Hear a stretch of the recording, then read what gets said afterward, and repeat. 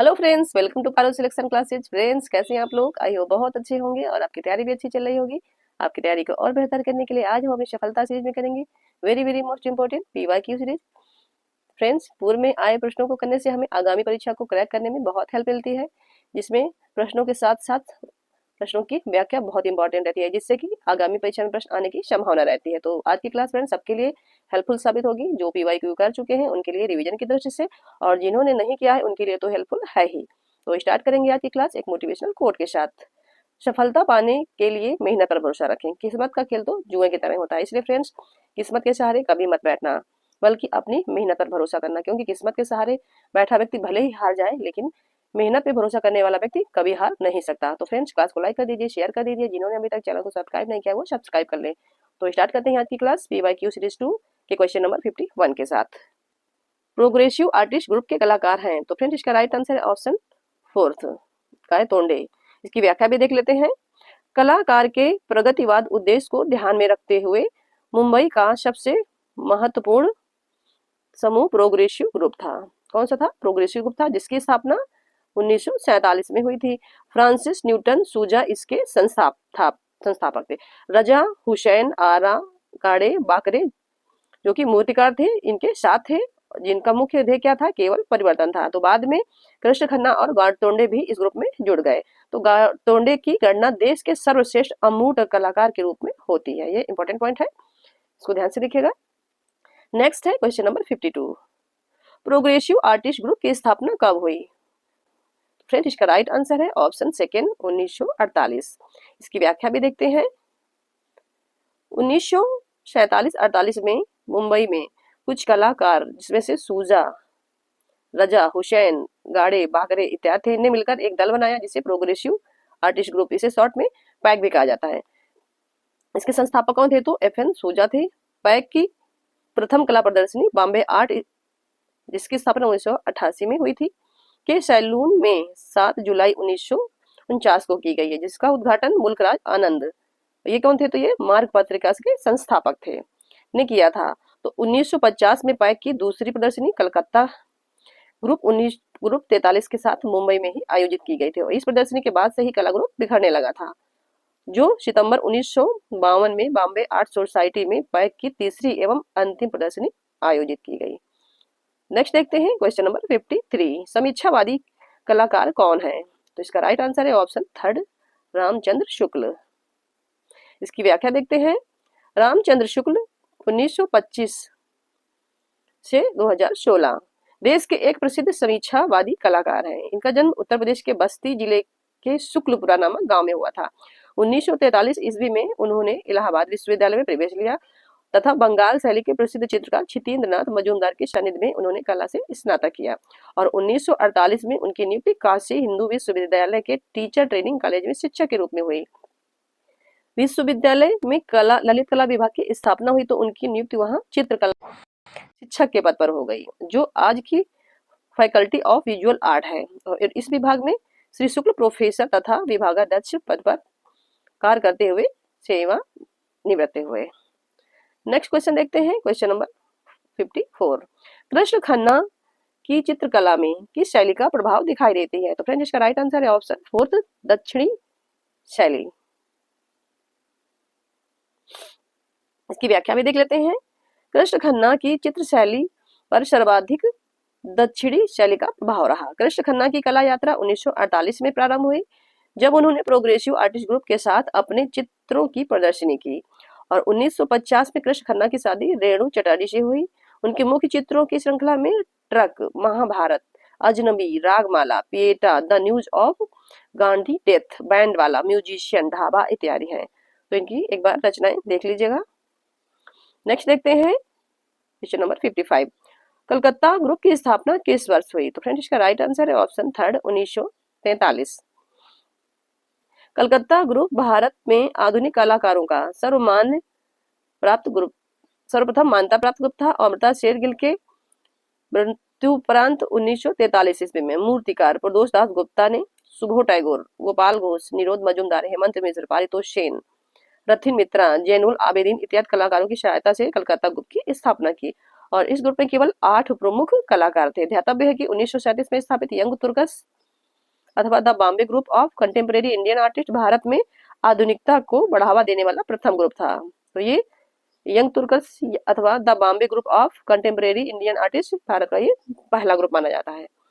Next देखते हैं question number 56। तो पिकासो का विश्वविख्यात चित्र गुएर्निका किस शैली का है? तो इसका राइट आंसर है ऑप्शन 4। इसकी व्याख्या भी देख लेते हैं। अपने रूप परिवर्तन के चरण मेटामॉर्फिक फेज के आरंभ में पिकासो अमूर्त शैली के चित्रांकन करने लगे। इस प्रवृत्ति का पूर्ण उत्कर्ष घनवाद, अति यथार्थवाद और अभिव्यंजनावाद के समन्वय से 1937 में निर्मित चित्र गुएर्निका कैनवस पर तय लंग, ये बहुत फेमस है, बहुत पूछा जाता है, में मिलता है। पिकासो ने कैनवस चित्रों के अतिरिक्त भित्ति चित्र, प्रिंट मुद्रण, लिथोग्राफी, पात्र निर्माण तथा मूर्तियों का भी निर्माण किया और उसने नाट्यगृहों के लिए कुछ विशेष अवसरों पर पर्दे भी चित्रित किए।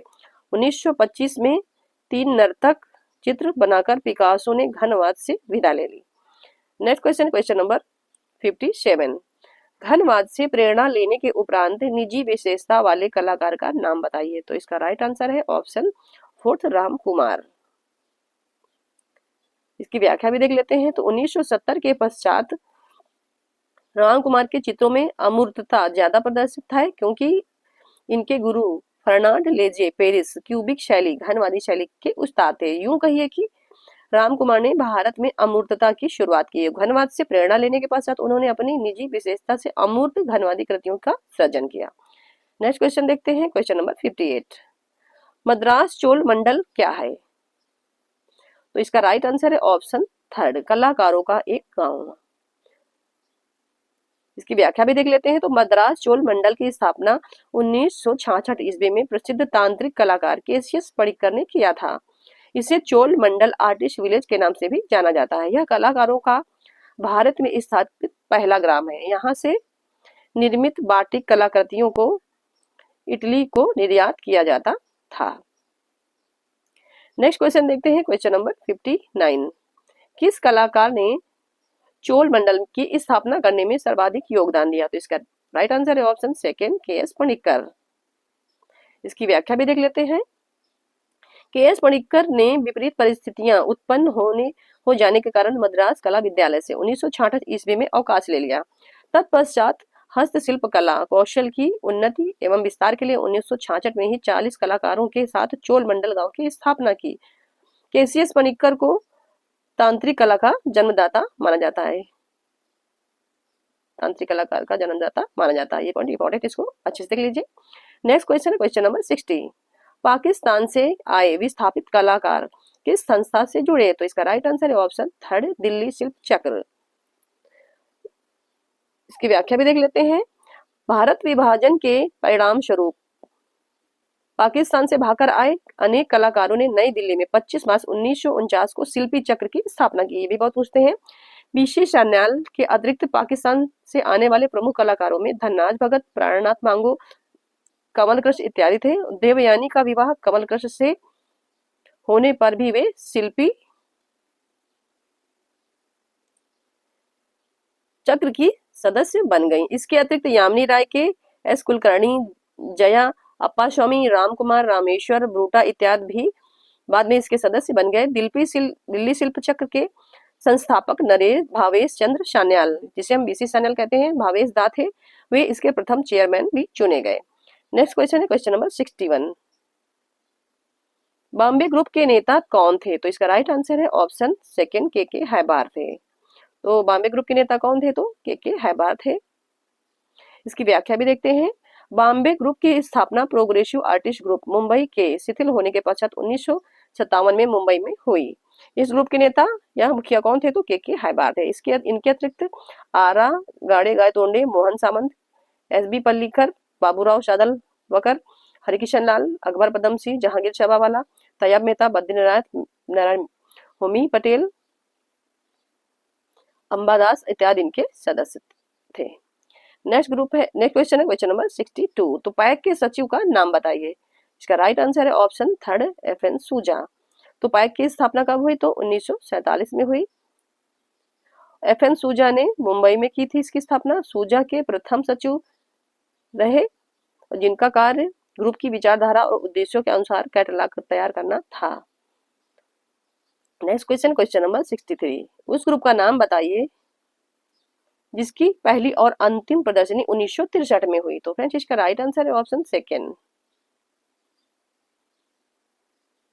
इसकी व्याख्या भी दे लेते हैं। तो 1980 में पहली और अंतिम प्रदर्शनी 20 से 29 अक्टूबर 1963 ईस्वी को रविंद्र भवन नई दिल्ली में आयोजित हुई, जिसका उद्घाटन तत्कालीन प्रधानमंत्री जवाहरलाल नेहरू ने किया था।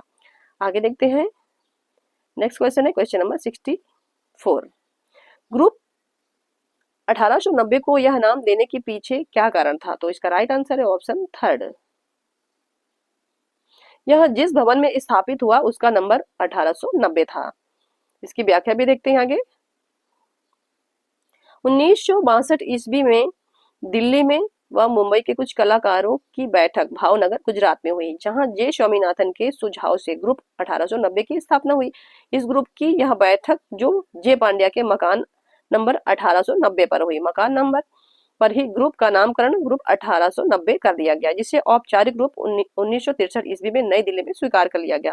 और इस ग्रुप के सदस्य थे जे स्वामीनाथन, एरिक बोवेन, गुलाम मोहम्मद शेख, जयराम पटेल, ज्योति भट्ट, हिम्मत शाह तथा के अंबा दास। और इस ग्रुप का कैटलॉग भारत में मैक्सिको के राजदूत ऑक्टेवियो पॉज द्वारा तैयार किया गया था, जो कि एक प्रसिद्ध अति यथार्थवादी कवि थे। नेक्स्ट देखते हैं 65 नंबर का क्वेश्चन, घास का ढेर चित्रमालिका चित्रित करने वाले कलाकार का नाम क्या है। तो फ्रेंड्स इसका राइट आंसर है ऑप्शन सेकेंड, मोने। इसकी व्याख्या भी देख लेते हैं। तो मोने ने तैल रंगों से कैनवस पर अपनी प्रसिद्ध घास का ढेर की 250 चित्रों की एक चित्रमालिका बनाई, जिससे कुछ चित्र वर्तमान में म्यूसी द ओरशाय पेरिस में सुरक्षित है। जून 2014 में इस श्रृंखला का एक चित्र नीलामी के दौरान 541 मिलियन अमेरिकी डॉलर में बिका। नेक्स्ट क्वेश्चन है क्वेश्चन नंबर 66, नव प्रवाहवाद का प्रथम चित्र स्नान स्थल किसने बनाया। तो इसका राइट आंसर है ऑप्शन फर्स्ट, जॉर्ज शोरा। इसकी व्याख्या भी देख लेते हैं। प्रभाववाद से असंतुष्ट होकर रेनवा ने मनुष्याकृतियों को ठोस रूप चित्रित करके अपना प्रसिद्ध चित्र स्नान मग्ना युवतियां बनाया। उसी समय 1884 में जॉर्ज सोरा ने भी उसी विषय को लेकर नव प्रभाववाद का प्रथम चित्र स्नान स्थल तैल रंग के कैनवस पर निर्मित किया, और यह चित्र वर्तमान में नेशनल गैलरी लंदन में सुरक्षित है। बढ़िया पॉइंट है ये कि कहाँ है सुरक्षित है, तो नेशनल गैलरी लंदन में सुरक्षित है। नेक्स्ट क्वेश्चन है क्वेश्चन नंबर 67, अभिव्यंजनावादी चित्रकला का आरंभ हुआ। तो इसका राइट आंसर है ऑप्शन सेकेंड, जर्मनी में। इसकी व्याख्या भी देख लेते हैं। तो 20वीं सदी में अभिव्यंजनावादी कला का प्रभाव जर्मनी में हुआ। इस आंदोलन का प्रणेता एडवर्ड मुंक था, और म्यूनिख जर्मनी में 1911 ईस्वी में सेतु नामक एक दल की स्थापना एक अन्य अभिव्यंजनावादी कलाकार कांडिस्की ने की थी। और इस कला आंदोलन के समय जर्मनी में नाज शासक हिटलर का आतंक था। नीत्शे नामक एक दार्शनिक के विचारों का इस कला आंदोलन पर खास प्रभाव पड़ा था। नेक्स्ट क्वेश्चन है क्वेश्चन नंबर 68, अंतिम भोज चित्र के चित्रकार का नाम है। तो इसका राइट आंसर है option third, Leonardo da Vinci. अंतिम भोज चित्र के चित्रकार का नाम तो लियोनार्डो दा विंची है। इसकी व्याख्या भी देख लेते हैं। लियोनार्डो दा विंची ने मिलान इटली के सांता मारिया उपासना गृह में 1494 से 98 ईस्वी के मध्य फ्रेस्को सिक्कों के माध्यम से 460 सेंटीमीटर 180 इंच गुणा 880 सेंटीमीटर 350 इंच में के आकार में अपना प्रसिद्ध चित्र अंतिम भोज द लास्ट सपर, ये भाई बहुत पूछा जाता है, इसको अच्छे से देख लीजिएगा, बनाया। और यह ईसा मसीह के सूली पर चढ़ने के पूर्व यरूशलेम में उनके अंतिम भोजन का चित्र है। Next question question number 69, Michael Angelo थे। इसका राइट आंसर है ऑप्शन फोर्थ, ये तीनों मतलब चित्रकार भी थे, मूर्तिकार भी थे और वास्तुकार भी थे। तो इसकी व्याख्या भी देख लेते हैं। फ्लोरेंस के चरम पुनरुत्थान का दूसरा महान कलाकार माइकल एंजेलो प्रधानतः मूर्तिकार और गौड़ता चित्रकार था। इसके अलावा वह वास्तुकार तथा कवि भी थे।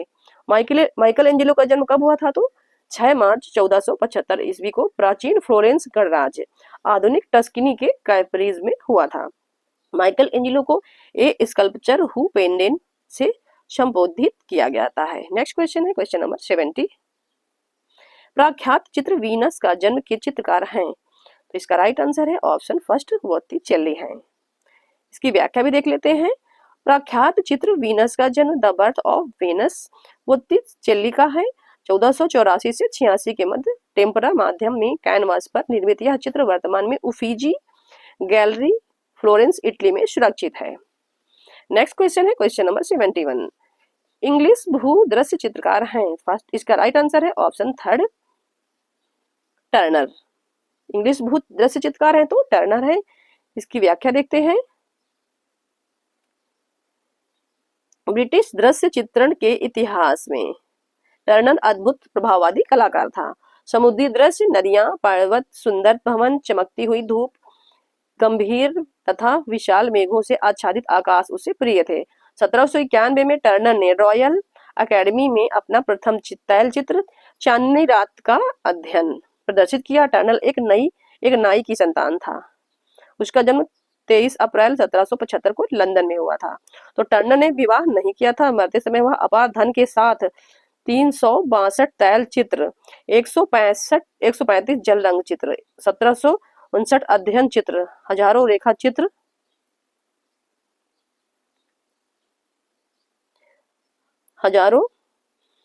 चित्र छोड़ा। रस्किन ने उसकी प्रशंसा की और उसकी कला की श्रेष्ठता सिद्ध करने के लिए आधुनिक चित्रकार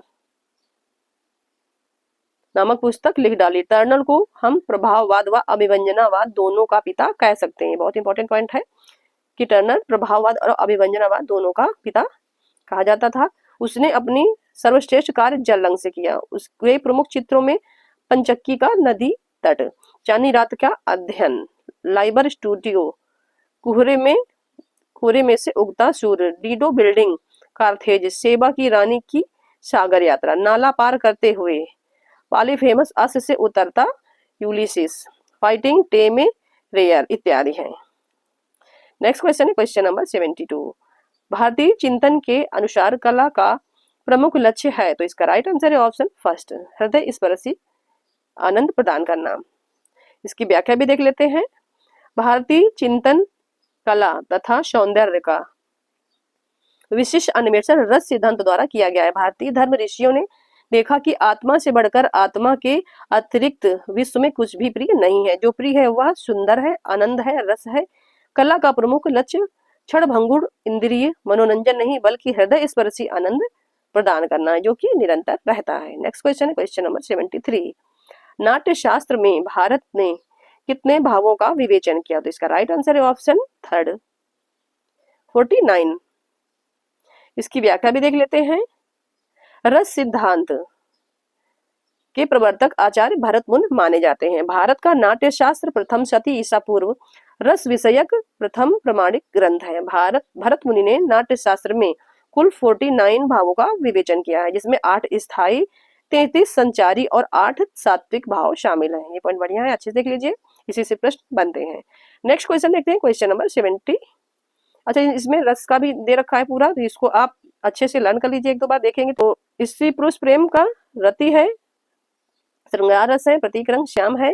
इसके रंग बहुत पूछे जाते हैं। तो हास्यप्रद कार्य हास स्थायी भाव और रस हास, और इसका प्रतीक रंग श्वेत है। वियोग का स्थायी भाव शोक है और रस करुण रस है, प्रतीक रंग कपोत है। सत्कार्य का उत्साह, इसका स्थायी भाव उत्साह है और रस वीर है, प्रतीक रंग गौड़ है। दुष्दलन, इसका स्थायी भाव क्रोध है, रस रौद्र रस है, प्रतीक रंग रक्त मतलब लाल मानेंगे इसको। नेक्स्ट है घृणा का स्थायी भाव जुगुप्सा, रस विभत्स और प्रतीक रंग नील। अनिष्ट की आशंका नेक्स्ट है, इसका स्थायी भाव भय, रस भयानक रस और प्रतीक रंग कृष्ण मतलब काला। अलौकिकता, इसका स्थायी भाव आश्चर्य, रस अद्भुत, प्रतीक रंग पीत। तो इससे से क्वेश्चन बनते हैं, प्रतीक रंग अधिकांश पूछा जाता है। नेक्स्ट देखते हैं क्वेश्चन नंबर 74। 3 संगीतज्ञ किसकी प्रसिद्ध पेंटिंग है? तो इसका राइट आंसर है ऑप्शन फर्स्ट पिकासो। ये भी बहुत पूछी जाती है, इसकी व्याख्या भी देख लेते हैं। 3 संगीतज्ञ 1921 ईस्वी में पाब्लो पिकासो द्वारा कैनवस पर तैल रंगों से निर्मित प्रसिद्ध पेंटिंग है। वर्तमान में यह museum of modern art New York में सुरक्षित है। यह पेंटिंग भारतीय डाक टिकट पर छपी। नेक्स्ट क्वेश्चन है क्वेश्चन नंबर 75। मधुबनी चित्रकारी भारत के किस प्रांत से संबंधित है? तो इसका राइट आंसर है ऑप्शन फर्स्ट, बिहार से संबंधित है। इसकी व्याख्या भी देखते हैं। मधुबनी चित्रकारी मिथिला चित्रकारी भारत के बिहार प्रांत के मधुबनी जिले से संबंधित है। आरंभ में इसे रंगोली के रूप में जमीन पर बनाया जाता था, परंतु यह धीरे धीरे अब कपड़ों, दीवारों, कागजों पर बनाई जाने लगी है। मूलतः औरतों द्वारा शुरू की गई इस घरेलू चित्रकला को अब पुरुषों ने भी अपना लिया है। माना जाता है कि ये चित्र राजा जनक ने राम सीता के विवाह के दौरान महिला कलाकारों से बनवाए थे। और इस चित्रकला में प्राकृतिक रंगों का प्रयोग किया जाता है, जैसे हल्दी पीले रंग के लिए, केले के पत्ते हरे रंग के लिए, पीपल की छाल लाल रंग के लिए, दूध सफेद रंग के लिए। चित्र बनाने के लिए माचिस की तीली व बांस की कलम का प्रयोग किया जाता है। रंग की पकड़ बनाने के लिए मजबूत गोंद को मिलाया जाता है। मधुबनी चित्रकला में सीता, राम, दुर्गा, काली, राधा कृष्ण, शिव पार्वती, गौरी गणेश, विष्णु के 10 अवतार इत्यादि का चित्रण होता है। मधुबनी चित्रकला को 1969 ईस्वी में अधिकृत मान्यता तब मिली जब सीता देवी को बिहार सरकार द्वारा पुरस्कृत किया गया। आगे देखते हैं। 1775 में भारत के तत्कालीन राष्ट्रपति इन्होंने पद्मश्री पुरस्कार प्राप्त किया था। मिथिला मधुबनी में सर्वप्रथम पद्मश्री प्राप्त करने वाली है सीता देवी पहली महिला थी, और सीता देवी को राष्ट्रीय पुरस्कार से पुरस्कृत किया गया था। सीता देवी को 1881 में पद्मश्री अवार्ड भी मिला था और 1984 में इन्हें बिहार रत्न भी मिला था। 2006 में शिल्प गुरु सम्मान से सम्मानित किया गया और मां सुंदरी देवी को 2011 में पद्मश्री से प्राप्त हुआ था। तो मधुबनी पेंटिंग के कलाकार बहुआ देवी, ये भी बहुत फेमस है। 2017 का पद्मश्री पुरस्कार गोदावरी दत्ता को 2019 का पद्मश्री पुरस्कार तथा दुलारी देवी को 2021 का पद्मश्री पुरस्कार दिया गया। ये फ्रेंड्स बहुत इंपॉर्टेंट है, मधुबनी पेंटिंग बहुत पूछी जाती है। तो भारती दयाल मधुबनी कला में विशेषज्ञता प्राप्त करने वाले नामचीन कलाकार हैं। इन्होंने कला के पुनरुत्थान और प्रचार में महत्वपूर्ण भूमिका निभाई है। मधुबनी लोक कला शैली के अन्य चित्रकारों में यमुना देवी, शांति देवी, चानो देवी, बिंदेश्वरी देवी, चंद्रकला देवी, शशिकला देवी, लीला देवी इत्यादि प्रसिद्ध नाम हैं। आगे देखते हैं क्वेश्चन नंबर 76। मुगल सिंहासन पर जहांगीर के सत्तासीन होने के अवसर पर दरबार का दृश्य किस चित्रकार ने चित्रित किया? तो इसका राइट आंसर है ऑप्शन फोर्थ, अबुल हसन। इसकी व्याख्या देखते हैं। जहांगीर ने अबुल हसन को अपने दरबार में उस सर्वोत्कृष्ट चित्रकार होने का उल्लेख अपनी आत्मकथा तुजुक ए जहांगीरी में किया। जहांगीर लिखता है कि इस समय अबुल हसन से बढ़कर कोई चित्रकार नहीं है। 24 अक्टूबर 1605 ईस्वी को जहांगीर के मुगल सिंहासन पर सत्तासीन होने के अवसर पर दरबार का दृश्य अबुल हसन ने ही बनाया था और यह चित्र उसने जहांगीर को जहांगीरनामा के मुख्य चित्र के लिए भेंट किया। अबुल हसन ने 1620 में अपना एक अन्य प्रसिद्ध चित्र मदर मेरी मेडोना की तस्वीर पकड़े हुए जहांगीर चित्रित किया, जो वर्तमान में राष्ट्रीय संग्रहालय नई दिल्ली में सुरक्षित है। कहाँ सुरक्षित है? तो नई दिल्ली में सुरक्षित है। नेक्स्ट देखते हैं क्वेश्चन नंबर 77। कपड़े पर चित्रित चित्रकला का मुख्य स्थल है?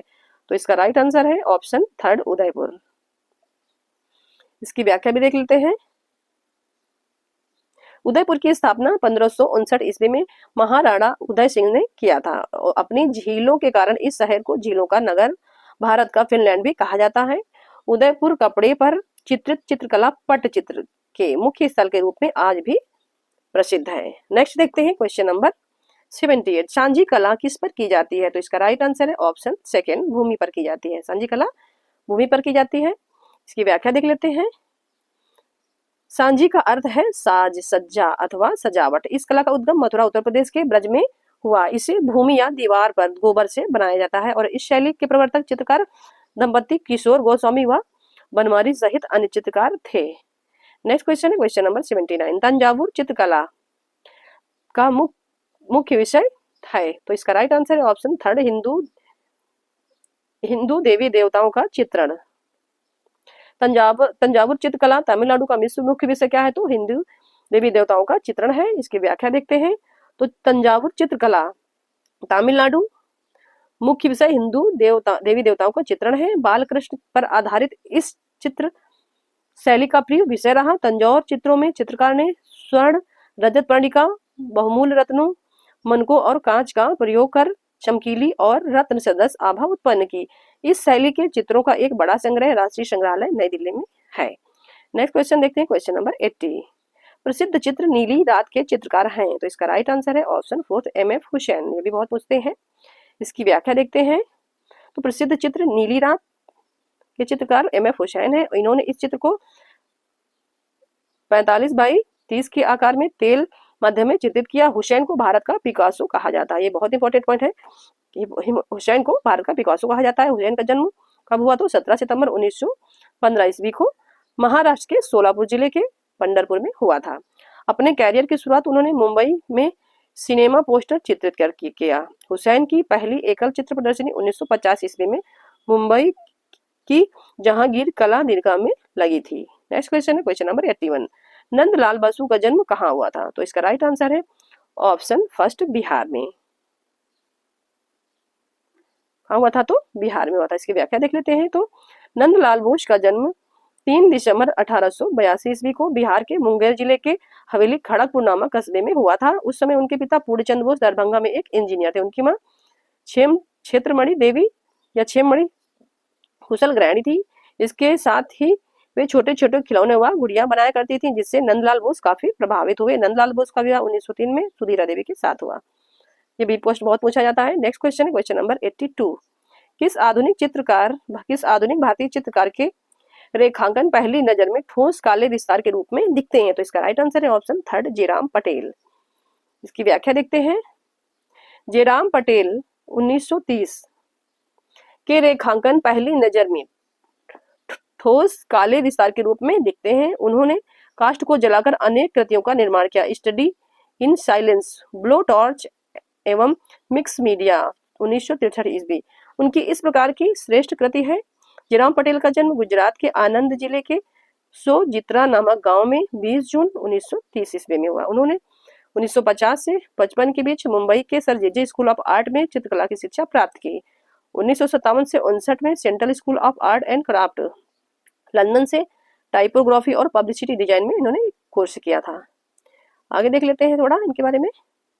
1997 में उन्हें अखिल भारतीय ललित कला शिल्प सोसाइटी नई दिल्ली का कला रत्न पुरस्कार प्राप्त हुआ। यह पुरस्कार इंपॉर्टेंट है, देख लीजिएगा।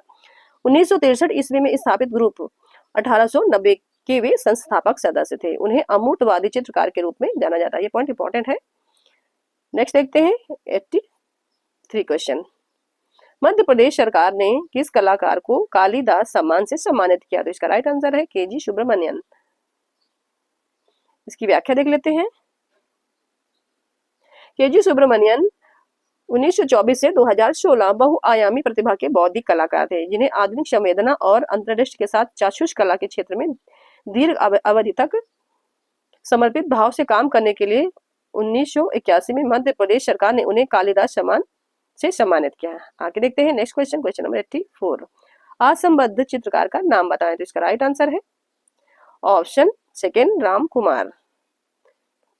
इसकी व्याख्या देखते हैं। तो राम कुमार घनवादी दृश्य चित्रकार थे। कैसे थे? तो घनवादी दृश्य चित्रकार थे, जबकि बाकी तीनों जामनी राय, KS कुलकर्णी, बी प्रभा लोक कला शैली से प्रभावित थे। नेक्स्ट देखते हैं क्वेश्चन नंबर 85। चांद को देखकर फूंक मारता हुआ कुत्ता। चांद को देखकर भूखता हुआ कुत्ता किस चित्रकार की कृति है? तो ऑप्शन थर्ड जॉन मीरो की है। तो इसकी व्याख्या देख लेते हैं। तो चांद को देखकर भूखता हुआ कुत्ता 1926 ईस्वी में जॉन मीरो की प्रसिद्ध कृति है। 20 अप्रैल 1893 ईस्वी को बार्सिलोना स्पेन में जन्मा चित्रकार मूर्तिकार सिरेमिसिस्ट जॉन मीरो अति यथार्थवाद का विलक्षण कलाकार था। आगे देखते हैं क्वेश्चन नंबर 86। RS बिष्ट किस कला महाविद्यालय के प्रधानाचार्य थे? तो इसका राइट आंसर है ऑप्शन फर्स्ट लखनऊ कला महाविद्यालय। इसकी व्याख्या देख लेते हैं। तो RS बिष्ट 1928 से 1998 लखनऊ कला महाविद्यालय के प्रधानाचार्य थे। रणवीर सिंह बिष्ट मुख्य रूप से सैरा कलाकार, लैंडस्केप आर्टिस्ट के रूप में प्रसिद्ध थे। नेक्स्ट क्वेश्चन है क्वेश्चन नंबर 87। भारतीय संस्कृत के 4 लक्ष्यों में से किसके साथ चित्रकला का संबंध है? तो इसका राइट आंसर है ऑप्शन थर्ड काम। भारतीय संस्कृत के 4 लक्ष्यों में चित्रकला का संबंध काम से है। नेक्स्ट क्वेश्चन है क्वेश्चन नंबर 88। चित्रण के धरातल के कितने आयाम हैं? तो इसका राइट आंसर है ऑप्शन फर्स्ट 2। इसकी व्याख्या देखते हैं तो चित्रण के धरातल के 2 आयाम लंबाई और चौड़ाई होते हैं। धरातल के बिना किसी सामग्री सारहीन अथवा व्यर्थ है। किसी धरातल अथवा भूमि पर चित्र रचना की जाती है उसे अंतराल कहा जाता है। नेक्स्ट क्वेश्चन है 89। किसी भी वस्तु अथवा आकृति का माप स्वतंत्र रूप में कहलाता है, तो इसका राइट आंसर है ऑप्शन फर्स्ट प्रमाण। इसकी व्याख्या देखते हैं तो किसी भी वस्तु अथवा आकृति का माप स्वतंत्र रूप से प्रमाण कहलाता है। नेक्स्ट देखते हैं क्वेश्चन नंबर 90। समान अथवा सामंजस्यपूर्ण अवयवों की पुनरावृत्ति से उत्पन्न निरंतरता को कहते हैं, तो इसका राइट आंसर है ऑप्शन सेकंड लय। इसकी व्याख्या देखते हैं तो समान अथवा सामंजस्यपूर्ण अवयवों की पुनरावृत्ति से उत्पन्न निरंतरता को लय कहते हैं। लय को अंग्रेजी में रिदम कहा जाता है, जिसका अर्थ है प्रवाह। कलाविदों ने लय को चित्रकला प्राण माना है। नेक्स्ट देखते हैं क्वेश्चन नंबर 91। कल्पसूत्र ग्रंथों के चित्रण किस शैली में हुए, तो इसका राइट आंसर है ऑप्शन थर्ड जैन शैली। इसकी व्याख्या भी देख लेते हैं तो कल्पसूत्र ग्रंथों के चित्रण जैन शैली में हुए। कल्पसूत्र को चित्र कल्पद्रुम भी कहा जाता है, जिसके रचनाकार भद्रबाहु हैं। जैन शैली के आधार ग्रंथ के रूप में सर्वाधिक चित्रण कल्पसूत्र ग्रंथ का हुआ। 1467 को जौनपुर से प्राप्त कल्पसूत्र की प्रति सबसे उत्तम मानी जाती है। यह स्वर्ण रंग के अक्षरों में लिखी गई है। जैन या अपभ्रंश शैली के चित्रों का जौनपुर प्रधान केंद्र था। वर्तमान में यह बड़ोदरा के नरसिंह जी के पोल के मंदिर में सुरक्षित है। नेक्स्ट क्वेश्चन देखते हैं क्वेश्चन नंबर 92। विश्व प्रसिद्ध बाज पक्षी का चित्र निम्न में से किस चित्रकार ने बनाया था, तो इसका राइट आंसर है ऑप्शन सेकंड उस्ताद मंसूर। ये भी बहुत फेमस है, बहुत पूछते हैं बाज पक्षी का चित्र के चित्रकार का नाम। इसकी व्याख्या देख लेते हैं। विश्व प्रसिद्ध बाज पक्षी का चित्र उस्ताद मंसूर ने बनाया था। इसके 3-4 संस्करण प्राप्त होते हैं। पहला संस्करण 1615 ईस्वी का है और वर्तमान में Cleveland museum of art Ohio USA में सुरक्षित है। और दूसरा संस्करण 1618-19 का है, जो सवाई मान सिंह द्वितीय संग्रहालय जयपुर में है। तीसरा संस्करण 1619 ईस्वी का है, जो museum of fine art Boston में है। और चौथा संस्करण छत्रपति शिवाजी महाराज वस्तु संग्रहालय मुंबई में संग्रहित है। तो ये चारों ही इंपॉर्टेंट है। नेक्स्ट देखते हैं 93 नंबर का क्वेश्चन। सर्वप्रथम किसने नाट्य शास्त्र में 8 रसों को बतलाया था, तो इसका राइट आंसर है ऑप्शन थर्ड आचार्य भरत मुनि ने। इसकी व्याख्या भी देख लेते हैं। सर्वप्रथम भरत मुनि ने नाट्य शास्त्र में 8 रसों को बतलाया। वे रस सिद्धांत के प्रवर्तक माने जाते हैं। भारत का नाट्य शास्त्र प्रथम शती ईसा पूर्व रस विषयक सबसे प्राचीन ग्रंथ है। रस का मूल आधार स्थायी भाव है। भरत मुनि ने 8 स्थायी भाव उसके 8 रस माने हैं। नेक्स्ट क्वेश्चन है क्वेश्चन नंबर 94। अबुल हसन के पिता का नाम था तो क्या था, इसका राइट आंसर है ऑप्शन सेकंड आका रिजा। तो अबुल हसन के पिता का नाम था, इसकी व्याख्या देख लेते हैं। अबुल हसन के पिता का नाम आका रिजा हिरात निवासी था। ये कहाँ के थे निवासी, तो हिरात के थे। वह जहांगीर युग का सर्वश्रेष्ठ चित्रकार था। जहांगीर ने उसे नादिर उज्जमा की उपाधि प्रदान की। उपाधि इंपॉर्टेंट है, अच्छे से देख लीजिए। जब उसने जहांगीर नामा है तो मुख्य चित्र के रूप में जहांगीर का सिंहासनारोहण शीर्षक चित्र जहांगीर को भेंट किया था। ये इंपॉर्टेंट है, इससे बहुत से क्वेश्चन बनते हैं। नेक्स्ट क्वेश्चन है क्वेश्चन नंबर 95। बिशन दास निपुण थे, तो इसका राइट आंसर है ऑप्शन फर्स्ट छवि चित्र में। बिशन दास किसमें निपुण थे, तो छवि चित्र में निपुण थे। इसकी व्याख्या देखते हैं तो जहांगीर कालीन चित्रकारों में छवि चित्र में बिशन दास निपुण थे। जहांगीर ने अपने आत्मचरित में स्वयं लिखा है कि बिशन दास सभी लगाने में बेजोड़ है। जहांगीर ने जब अपने राजदूत को शाह अब्बास ईरान दरबार में 1617-18 में मध्य में भेजा तो उसके साथ बिशन दास चित्रकार को भी भेजा। जहांगीर लिखता है, बिशन दास ने मेरे भाई शाह अब्बास की ऐसी सच्ची छवि लगाई, जब मैंने उसे शाह के सेवकों को दिखाया तो वे मान गए। इसके बदले बादशाह ने बिशन दास को एक हाथी और मूल्यवान पुरस्कार दिए।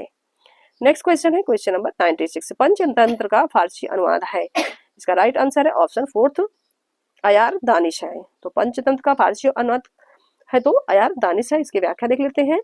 तो अकबर ने पशु पक्षियों के किस्से कहानी वाले ग्रंथ पंचतंत्र का एक अनुवाद अबुल फजल से करवाया था, जो अयार ए दानिश के नाम से विख्यात है। यह ग्रंथ 1588 ईस्वी में पूर्ण हुआ। इसमें कुल 164 चित्र हैं, यही पूछते हैं पॉइंट, अच्छा है, जिसमें कुल 96 चित्र ही उपलब्ध हैं। कुल बचे इन चित्रों में से 50 चेस्टर बेटी संग्रहालय डबलिन में सुरक्षित हैं। नेक्स्ट देखते हैं क्वेश्चन नंबर 97। जोगी मारा के चित्र बने हैं, तो इसका राइट आंसर है ऑप्शन फर्स्ट, छत पर है। जोगी मारा के चित्र छत पर बने हैं, इसकी व्याख्या देख लेते हैं।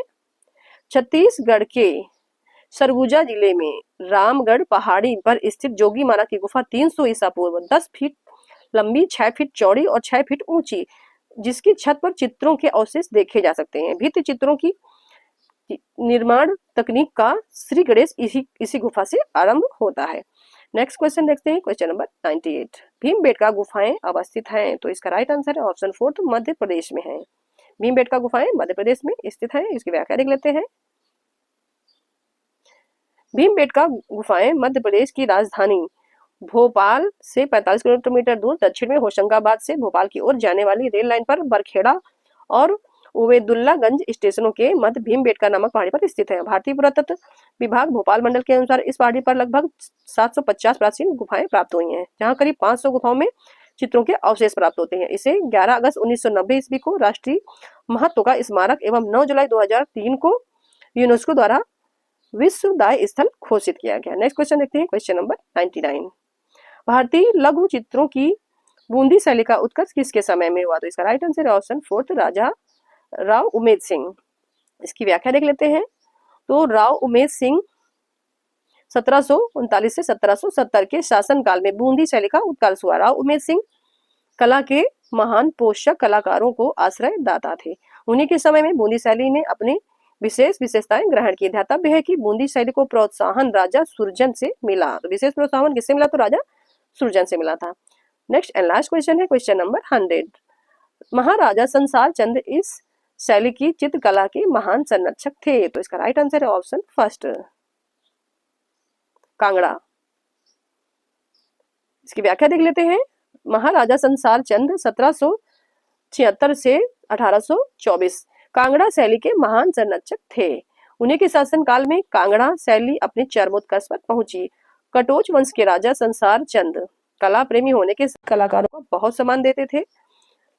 संसार चंद के दरबारी चित्रकारों में कुशन लाल प्रमुख था। दूसरा फत्तू था, जिसने मंडी में कार्य किया था। मंडी कहाँ है, तो हिमाचल प्रदेश में है। एक अन्य परखू नामक चित्रकार का उल्लेख वैडेल पावल ने किया है। विषय के रूप में कांगड़ा शैली में कृष्ण संबंधी चित्र प्रमुखता से बने। नंद यशोदा कृष्ण के साथ गोकुल वासी वृंदावन जाते हुए 1785 से 90 टेम्परा कांगड़ा शैली का उत्कृष्ट चित्र है, जो वर्तमान में राष्ट्रीय संग्रहालय नई दिल्ली में सुरक्षित है। तो फ्रेंड्स आज की क्लास में इतना ही। मिलते हैं नेक्स्ट क्लास में एक नई टेस्ट सीरीज के साथ।